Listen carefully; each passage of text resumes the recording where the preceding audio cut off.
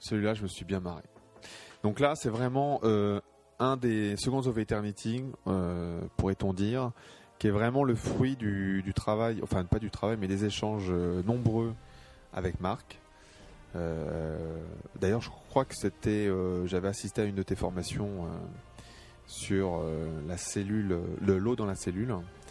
Et donc j'avais retenu comme quoi l'être humain était composé de potassium, de protéines, d'eau et de vide.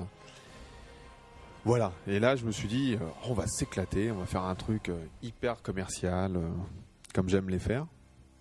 Puis à la fois drôle aussi, hein, bien sûr, que ça soit...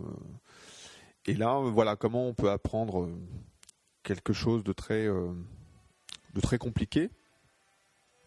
Parce que, bon, évidemment, sous forme scientifique, pour prouver ça, c'est quand même, il faut quand même beaucoup de travail par rapport à ça. Marc va certainement nous éclairer.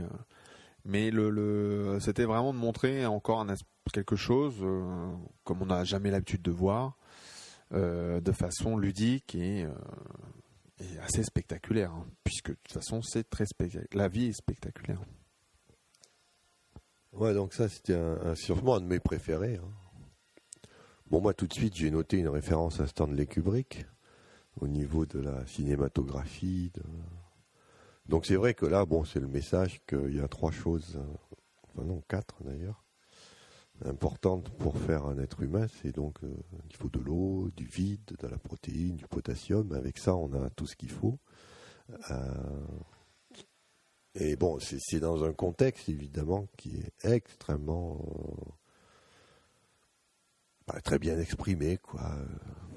C'est un secret caché, mais un peu de polichinelle. C'est écrit dans tous les livres, mais combien de gens ont vraiment la perception que c'est vrai. Il suffit de ça pour faire de la vie, quoi.